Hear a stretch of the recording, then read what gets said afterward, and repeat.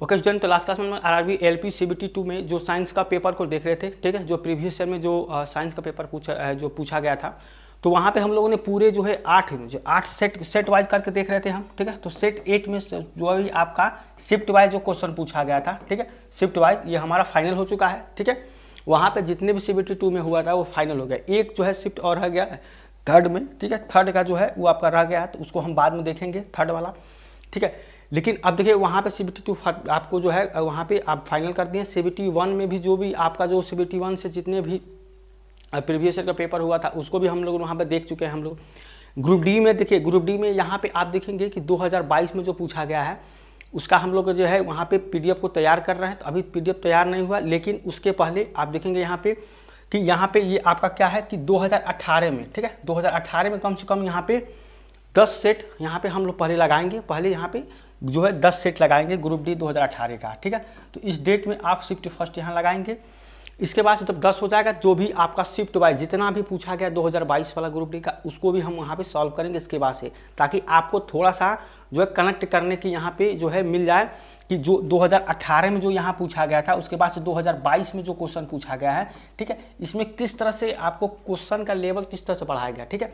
तो आप क्या करें, पहले इसको देखेंगे, यहाँ पे कम से 10-12 सीट जो आपका सेट होगा इसको देखेंगे, कम से कम 10 से 12 तो देखेंगे ही। इसके बाद जब 2022 का जो हम ग्रुप डी का जो साइंस का जो क्वेश्चन जो हम देखेंगे, तो वहाँ पे क्या करेंगे, आपको हम इसलिए इसको बता रहे हैं ताकि आप इसको कनेक्ट कर पाएँ, ठीक है, कि क्वेश्चन का लेवल किस तरह से बढ़ाया गया है। इससे जो आगे आने वाली जो आपका जो क्वेश्चन होगा वो आप क्या करेंगे, इसके बाद से जो आएगा, ठीक है, जब भी आए 2023 में इस समय आए या 2024 में आए, ठीक है, तो जो है इस समय एग्जाम कब होगा ये तो आने वाले समय में आपको पता चलेगा। लेकिन आप क्या करें, क्वेश्चन को कनेक्ट करने की थोड़ा सा यहाँ पे सीखेंगे, किस तरह से क्वेश्चन का लेवल बढ़ाया जा रहा है, क्वेश्चन किस तरह से घुमा के पूछा जा रहा है। तो आप पहले इसको हम लोग कर लेते हैं, ठीक है। इसके बाद से हम क्या करेंगे, 22 वाला करेंगे, ठीक है। इसके आधार पे हम थोड़ा सा वहाँ पर सोच के जब प्रैक्टिस सेट करेंगे, आने वाली जो क्वेश्चन जो आपका एग्जाम होगा ग्रुप डी का, तो उसमें आपको ज़्यादा यहाँ पे मदद होगी, ठीक है। तो सबसे पहले क्या करते हैं, यहाँ पे हम जो है अगला यहाँ पे देख लेते हैं कि अगला किस तरह से है, ठीक है। देखिए यहाँ पे अगला क्वेश्चन आपको पूछा गया है, देखिए ये है कि कार्य का गुणनफल है। यहाँ पे देखेंगे कार्य क्या, तो कार्य वर्क और एनर्जी जो चैप्टर देखे थे, तो इसके बारे में हम बहुत अच्छे से देखे थे। और सीबीटी 2 जो सीबीटी फर्स्ट में जो एएलपी का देखे थे, इस तरह क्वेश्चन बहुत ज़्यादा हम वहाँ पे देखे थे। तो यहाँ पे इस तरह से आप क्या करेंगे, क्वेश्चन देखेंगे इस डेट में। देखिए यहाँ पे आपको क्वेश्चन क्या है कि कार्य क्या होता है, तो कार्य क्या होता है, बल गुणे कार्य बराबर, इसको किससे रिप्रेजेंट करते हैं, डब्ल्यू से।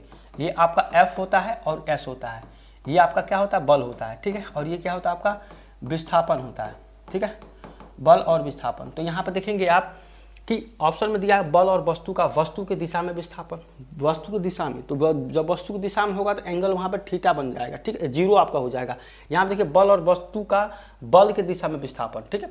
तो सही आंसर जो आपका होगा ये ऑप्शन नंबर बी होगा, बल और वस्तु का बल के दिशा में विस्थापन ये होगा, ठीक है। और इसका जो फार्मूला W=F.S होता है, और एंगल जब किसी एंगल पर बनता है वहाँ पे कार्य जब निकालेंगे क्या होगा, Fs cos थीटा, यहाँ पे एंगल हो जाएगा Fs cos थीटा, ठीक है।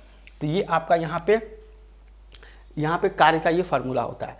तो इसका पूछा जाए कार्य किसके गुणनफल के बराबर होता है, तो बल और वस्तु के बल की दिशा में विस्थापन ये होता है, ठीक है। और कार्य का जो मात्रक SI मात्रक क्या होता है, SI मात्रक, ठीक है। यहाँ पे लिखेंगे कार्य का SI मात्रक, कार्य का SI मात्रक ये आपका क्या होता है, जूल होता है, ठीक है, ये होता है जूल होता है, ठीक है। तो ये आपका था यहाँ पे क्वेश्चन, इसका आंसर हो जाएगा ऑप्शन नंबर बी। इसके बाद देखिए नेक्स्ट क्वेश्चन पूछा है कि गुरुत्व बल, यहाँ पे गुरुत्व बल, इनमें से आपको गुरुत्व बल के बीच आकर्षण बल और परिभाषित होता है। तो जो गुरुत्व बल होता है ये क्या होता है, 2 द्रव्यमानों, ठीक है, गुरुत्व बल 2 द्रव्यमानों के बीच आकर्षण बल द्वारा परिभाषित होता है, जो गुरुत्व बल होता है। तो इसका आंसर क्या हो जाएगा, ऑप्शन नंबर यहाँ पे आपको यहाँ हो जाएगा 2 द्रव्यमानों के बीच यहाँ पे परिभाषित, यानी ठीक है, गुरुत्व बल जो होता है, ठीक है। यहाँ पे आप गुरुत्व बल निकालेंगे क्या हो जाएगा, Gm1m2/r², ठीक है, r², ये हो जाएगा आपका, ठीक है, ये हो जाएगा, यानी ये F के बराबर हो जाएगा गुरुत्व बल Gm1m2/r²। ये क्या होता है, दोनों द्रव्यमान होते हैं, ये आपके 2 द्रव्यमानों के बीच की दूरी होता है r, ये आपका गुरुत्व बल होता है, ठीक है, गुरुत्व बल, इसको याद रखेंगे, गुरुत्व बल होता है।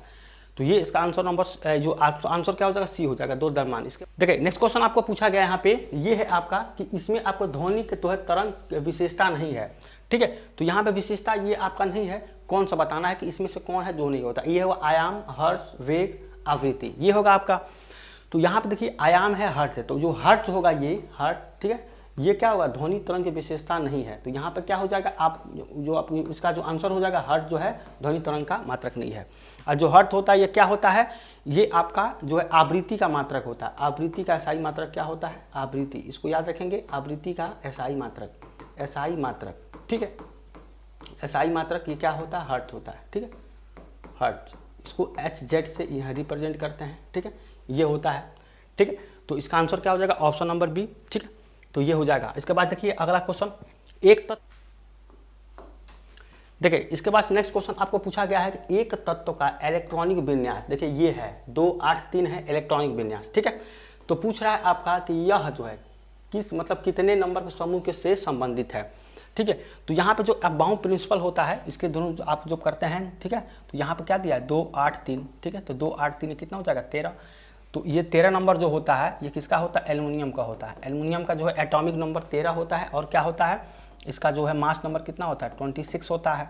और ये ग्रुप पूछ रहा है किस ग्रुप पे कितने जो है समूह से है आपका, तो ये कितना है, 13वें समूह का है, ठीक है। तो इसका आंसर क्या हो जाएगा यहाँ पे 30, ठीक है। एल्युमिनियम जो है आपका 30 हो जाएगा, ठीक है। जैसे मान लीजिए आप इसे मैग्नीशियम का करते हैं, मैग्नीशियम कितना होता है, 12 होता है, ठीक है, यानी कि 2 8 2 हो जाएगा, ठीक है, ये होगा आपका।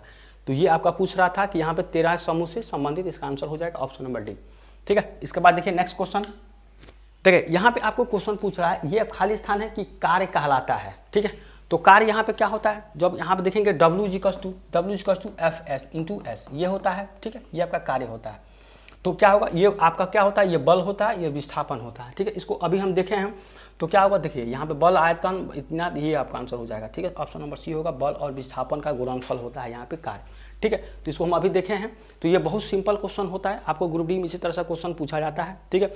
RRB LP जो CBT फर्स्ट में हम लोग जो क्वेश्चन देखे हैं, उसमें उससे उसके लेवल का कुछ क्वेश्चन है, कुछ उससे डाउन है, ज़्यादा उससे हाई नहीं क्वेश्चन पूछा गया। आप जब क्वेश्चन लगाएंगे आपको पता चले, इसीलिए हम 10-12 जो है सेट पहले लगवाएंगे, ताकि आपको ये लगे कि हाँ ये क्वेश्चन जो है LP CBT फर्स्ट से के लेवल में है, कुछ क्वेश्चन उसके लेवल में, कुछ क्वेश्चन आपको उसे डाउन ही, ज़्यादातर डाउन ही मिलेगा इसमें आपको देखेंगे तो। मतलब सिंपल आपको फार्मूला याद है, तुरंत आपका आंसर निकल के चला आएगा, बहुत ज़्यादा इसमें टफ नहीं है, ठीक है। CBT 2 में देखेंगे ज़्यादातर आपको सॉल्व करना पड़ता था, अभी CBT 2 में जितना भी आप लगाए हैं, ठीक है, बहुत सारा क्वेश्चन देखें पूरा यहाँ से आप सॉल्व करेंगे तब आपका आंसर आता था। तो ये थोड़ा इसमें टफ है, इसमें बहुत कम इसमें मिलेगा भी, तो 2-4 में आप सॉल्व करेंगे, फार्मूले पर तुरंत आपका आंसर आ जाता है। तो इसको पहले आप लगाइए, ठीक है। इसके बाद 2022 में जो भी ALP में पूछा गया था, NTPC का जो क्वेश्चन पूछा गया था उसको भी देखेंगे, ठीक है। तो अभी क्या है कि उसका PDF तैयार कर रहे हैं हम लोग, जैसे तैयार हो जाएगा उसके बाद से हम उसको जो है एक एक करके उसको बताएंगे, ठीक है। तो इसके बाद देखिए नेक्स्ट क्वेश्चन को हम देख लेते हैं। नेक्स्ट क्वेश्चन क्या, देखिए यहाँ पे नेक्स्ट क्वेश्चन आपको पूछा गया है कि विभवांतर को मापने के लिए इसमें से कौन सा उपकरण का उपयोग किया जाता है, ठीक है। तो विभवांतर को मापने के लिए किसका होता है, वोल्टमीटर का किया जाता है। यहाँ पे देखेंगे ये आपका आंसर है वोल्टमीटर, ठीक है। तो इसके बारे में हम आप देखे होंगे, इसके पहले भी जो हम जो CBT फर्स्ट CBT 2 में इस तरह क्वेश्चन आपको पूछा गया था, वहाँ पे हम अच्छे से डिस्कशन किए थे, ठीक है।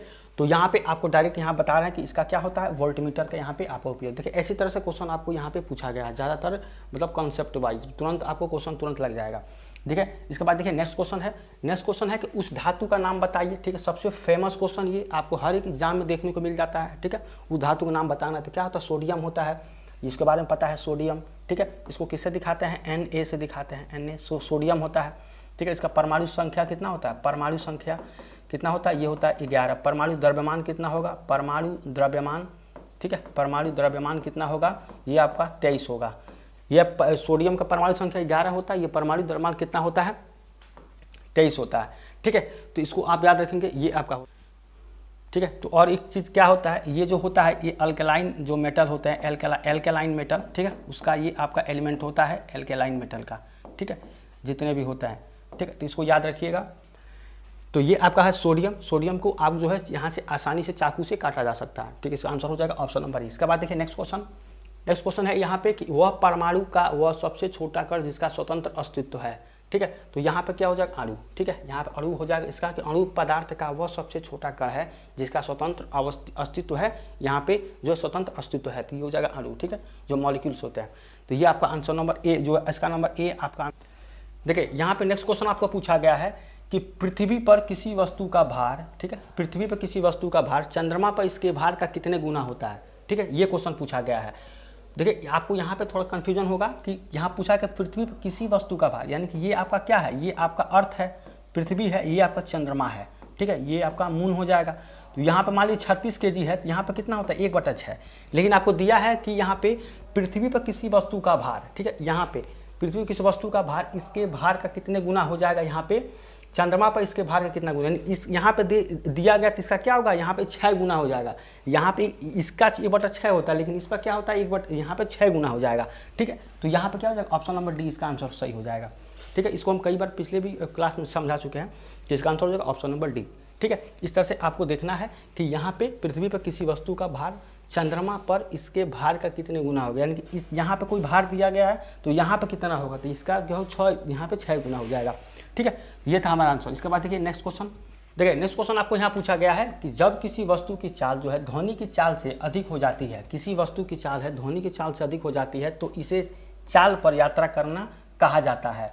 किसी चाल मतलब किस चाल पर यात्रा करना कहा जाएगा, यहाँ पे अपश्रव्य, पराश्रव्य, पराध्वनि, ध्वनि, ठीक है। तो इसका आंसर क्या हो जाएगा, यहाँ पे आप देखेंगे ये हो जाएगा ऑप्शन नंबर सी पराध्वनि, यानी कि जब किसी वस्तु की चाल है ध्वनि की चाल से अधिक हो जाती है तो इसे पराध्वनिक चाल पर यात्रा करना कहा जाता है, ठीक है। इसका आंसर ऑप्शन नंबर सी, ठीक है, इसको याद रखिएगा। इसके बाद देखिए नेक्स्ट क्वेश्चन, देखिए नेक्स्ट क्वेश्चन आपको यहाँ पूछा गया है कि कार्बन के द्वारा मजबूत बांध बनाने का एक कारण है, इसका एक कारण है कि क्या है, ठीक है, ये पूछ रहा है। तो बड़ा आकार है, मजबूत, यहाँ बहुत बड़ा आकार है, मध्यम आकार है, छोटा आकार है। तो कार्बन के द्वारा मजबूत बांध बनाने का एक कारण इसका है, इनमें से ये पूछ रहा है, तो ये क्या हो जाएगा, ऑप्शन नंबर डी इसका आंसर सही हो जाएगा, ठीक है। ये छोटा आकार होता है, ठीक है, छोटा आकार होता है इसलिए मजबूत बांध होता है, ठीक है, ये आपका था। और कार्बन को रिप्रेजेंट कैसे करते हैं, सी से, ठीक है। इसका एटॉमिक नंबर क्या होता है, यहाँ पे जो परमाणु संख्या 6 होता है, मास नंबर कितना होता है 12 होता है, ठीक है।